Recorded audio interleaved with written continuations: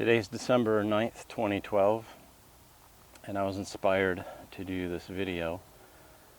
And it has to do with a sacred sound code. And let me start off with an orientation that to the mystic, there is life, energy, vibration in everything. Whether I'm looking at the patterns in tree bark, the entire tree itself, looking at the limbs. And this tree I'm sitting at the foot of here has a unique shape, has so many unique characteristics. It's got this hollowed out portion in the center. Who knows how that came about, if it was a lightning strike or disease or just the way it grew. And to the mystic, not only are there signs of the divine or tracks of the divine in everything, but all of these portions of the divine, all these aspects of nature become, as in the words of Inayat Khan, a sacred manuscript. So Inayat Khan, a Sufi, in his writings talks about the sacred manuscript of nature. And that whole orientation that is not only nature not a resource, and not only is it living, but it's one of the primary ways that the vibration of the divine is held. And for many people like John Muir and other mystics, nature, the deep forests, the open mountains was in a sense to them their cathedral, the place where they went to worship the divine. Because being in a natural setting, or in my case here, close to a city and by an airport, is in a natural setting, is easily for me to get to do this video. There is something that you can connect with which can awaken sensitivities within you. So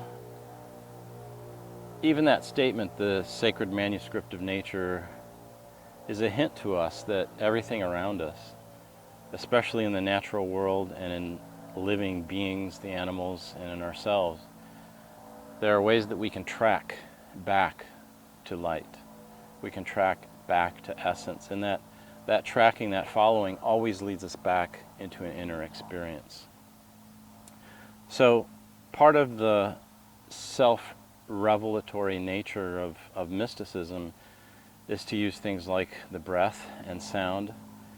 And I've been studying Joseph Rael and different forms of mysticism for quite some time. So I wanted to bring your attention to another way to track the divine, and it has to do with the sacred sound code. And in this book here, The Tracks of Dancing Light, what Joseph does is he is communicating a number of vibratory concepts and a number of concepts about the medicine wheel.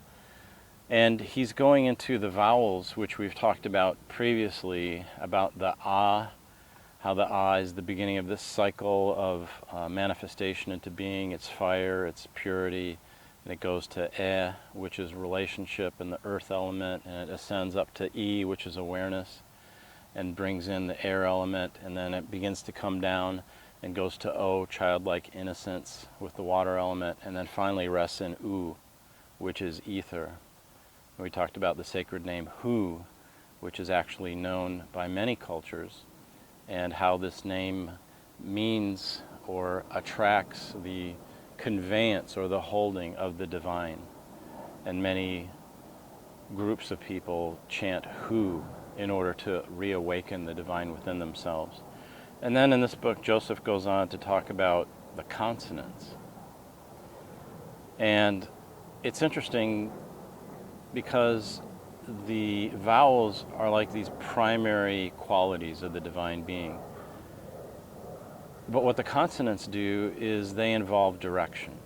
They give that energy a direction, an intention. And if you just think about, and this is really one of the keys to understanding the sacred sound code, if you just think about how when you are chanting or saying any of those vowel sounds, A, E, I, O, U, with the exception of the E sound where, at least for me, the top of my tongue comes close to the roof of my mouth. There really isn't any connection or touching between the tongue and the different parts of the mouth. The mouth is fairly open. A, E, O, U. But when we get into some of the vowel sounds, what's happening is that the lips are involved and different forms, different shapes are being made. So I wanted to illustrate the sacred sound code through the use of Joseph's consonants and through a specific name that that is considered to be a sacred name. It's certainly one of the names that appears in the Arabic countries far east, and that's the name Latifah. So what I want to do is use Joseph's sound code and look at what does Latifah mean. And this study really becomes a meditation to see what is happening in the mouth when we use these consonants and these vowels. And Joseph has assigned some meanings to the consonants, and I've added and expanded based on my own meditation and use of the consonants and what's happening in the forms that the mouth takes on. So let's look at Latifah, and let's start with the L sound. So L, there's a lot of Hebrew words and words from the Middle East that start L. And L, just think about, or even try L, what's happening. At least for me, the tongue is rising to the top of the roof of the mouth, and depending on what pronunciation or emphasis I use, L, like when I say L, at least the way I learned it, the tip of the tongue is touching the roof of the mouth, L. And if you know some things about meditation, different yoga practices, there are practices where you actually intentionally put the tip of your tongue on the roof of your mouth at different points to stimulate an energy circuit that's going through the body. So for the letter L, Joseph, and with my added interpretations, it has to do with either ascending or descending light. And it also has to do with connecting. So if you make the L sound, then you can see how there could be some interpretation for connecting, or some interpretation for the divine. Because if I'm here and I'm reaching up like these trees are, I want to connect with the divine both outward and inward. So Latifah in the standard, let's call it Middle Eastern or Arabic interpretation, means somebody who's kind, somebody who's gentle, and in some interpretations it means somebody who's sensitive. And there are many words in many languages where the order of a couple of vowel sounds are flipped, and you have a word that's related or very close to a meaning of that word but applies to something else. And what I'm thinking of here is Latifah, the name of a woman, and Latif. And the Latif in Sufism, Sufic mysticism, are subtle energy centers that are around the body. They're different than the chakra system being a little more closer to the physical manifestation, but the Latif are more subtle. They're more mystical. They're closer to what our essence is, or are more portals that we can use to connect with our essence in a strong way.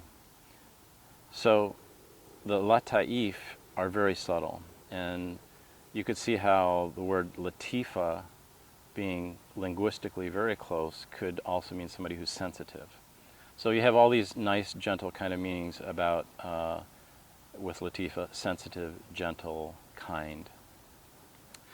But with the code here, with the L sound, we definitely have some sort of connection to the divine realms. And that's echoed by the L words in the Hebrew and Aramaic and other languages. All right, so starting with the L, we have some kind of connection to the divine. This is the sound code that we're going through. And you can do this for any sacred name, any word, and it will give you some insights into what the deeper meanings of that word or that phrase are. So after the L in Latifah, we go to A. So this is the first vowel, and the L has given some direction here to the vowel for purity. It's also overshadowing presence. So to me, what this is saying is that the word Latifah is in the speaker, in the pronouncer of the word, is facilitating or encouraging a connection with divine essence, and is encouraging that connection to become something that's established. La, the syllable la, is a connection to the divine and to your essence, into a washing or a purifying, to establish a state that's divine essence. So we have this kind of downward or upward and downward motion connecting heaven and earth. Then in Latifah, at least the way I'm spelling it, the next letter would be the T, L-A-T. And T, it's very interesting. If you really want to get into the English alphabet, there are a lot of clues about energy and about mouth positions by looking at both the capital and the small letters in the English alphabet. So the T is a standing up letter. It's got this crossbar at the top that's supported by this vertical bar on the bottom. And Joseph says that T has to do with time and crystallization. And you can think about it this way. In the spirit worlds, depending on where you're at, you can just think about something and it happens. And you don't necessarily have time to think about how does it feel like to want that, how does it feel like to go through the process of it, and then to have it and reflect on it. It just happens in an instant. So part of the purpose of this domain, this world, this planet Earth, is to come and have time slowed down to such an extent that we have the ability to relate to that condition before, during, and after. So if we start to put these letters together, L-A-T, what we have is a divine progression, a divine connection, establishing presence in this domain. And it's really established because it's using the T letter, lat, lat. And whereas the la, and you really should practice this with your own mouth. La is kind of, to me, a descending light quality. And the t, if you do a t, t, t, t sound, whereas the la was coming down, the t is emissive. It's going forward. So not only is this energy coming down and establishing itself, it's spreading out into the realm of time. All right, so we're at the lat. Now the next syllable is very interesting, lati, e.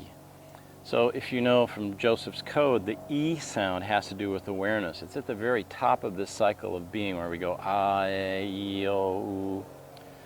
So what's happening, awareness has to do with consciousness that is really open and really connects with the concept or the principle.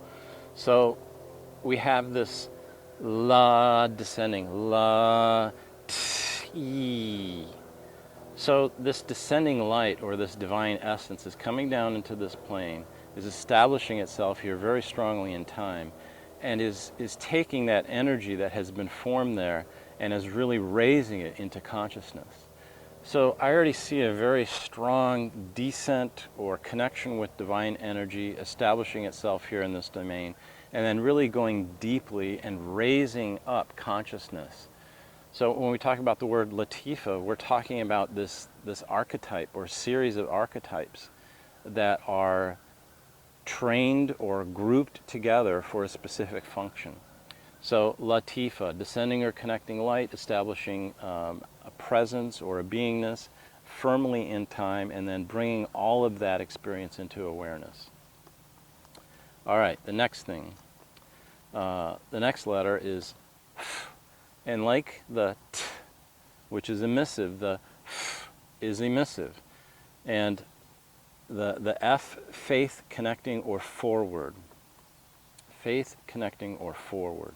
So in comparing the T sound and the F sound, just want you to notice the horizontal bars that are coming off of the vertical bar here. There are many hints or indicators in the English alphabet about where the energy is moving based on looking at the strokes in the characters. All right, so Lati, Latifah, K at the end. So this descending energy in the La is coming, establishing it in purification as a being in the A, Lat. It's connecting itself fully into time. E, it's raising the entire world and your entire being into awareness. And now it's going to do something. It's taking this energy and it's going to put an additional momentum on it. It's going to connect it with faith. It's going to connect it with a forward motion. So where is that motion going in this word? Latifah. Well, after the F is another A. Latifah. So it's reestablishing a pure being, and this time this being, in the first case, we had descending light or connecting light with a beingness. But now we've gone through this process of an incarnation, a manifestation in time, a raising in awareness, and an injection of faith or forward motion, and we've reestablished being again. It's like we've taken that whole transaction in those previous vowels and consonants, and we're reestablishing a beingness that's got all of those elements in it. Latifah, descending light, beingness, time, faith, forward motion, beingness again joined together. And then at the end, the way I'm spelling it is an H. Latifah. And the H is an arising or a connecting. So this is very interesting to me. This is the way a mystic would look at a sound code. You've got this descending energy coming down, establishing itself in time, moving forward in faith, establishing a being, and then what? Going back up. This is like a form of the sacred ascent and descent of the sacred sound code.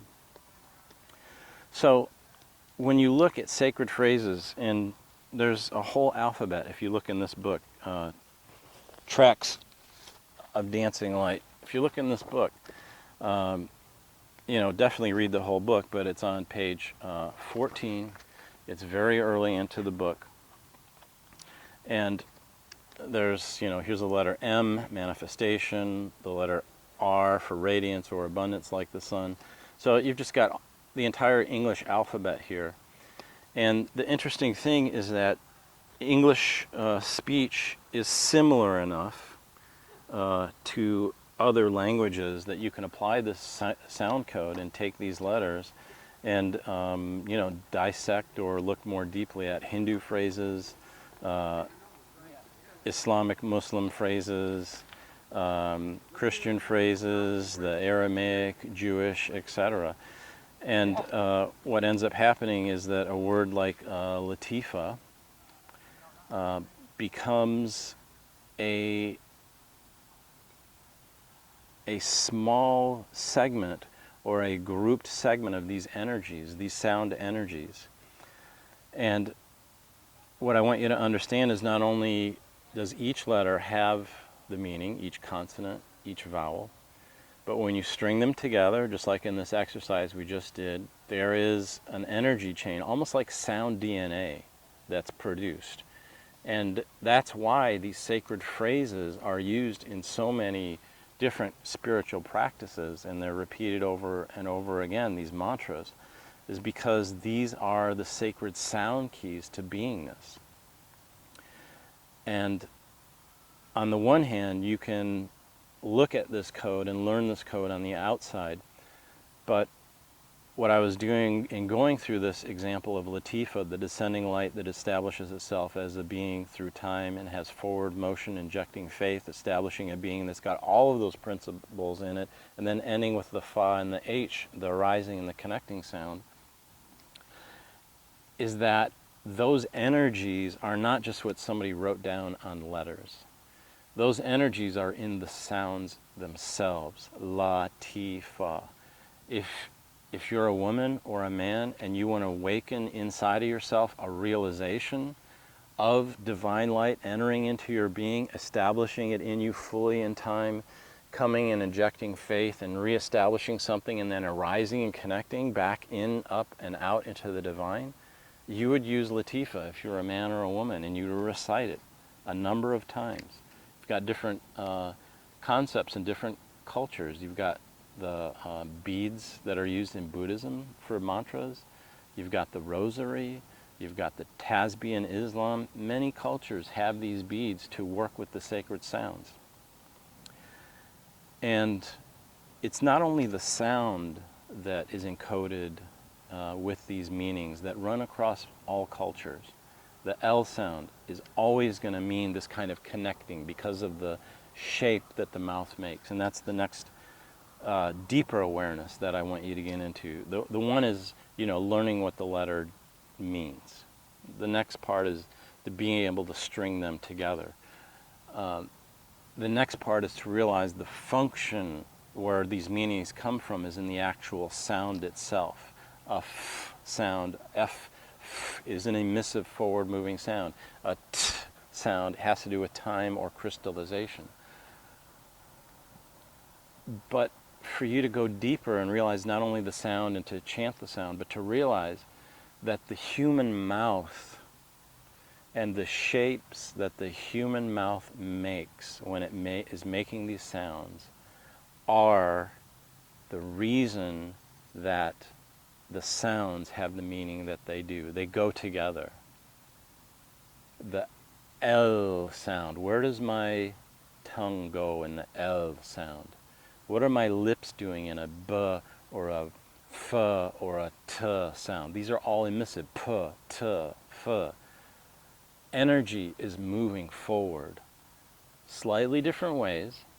Why is the M sound, have to do with matter and manifestation? It's a pushing down sound that your mouth is making. Your lips are doing this.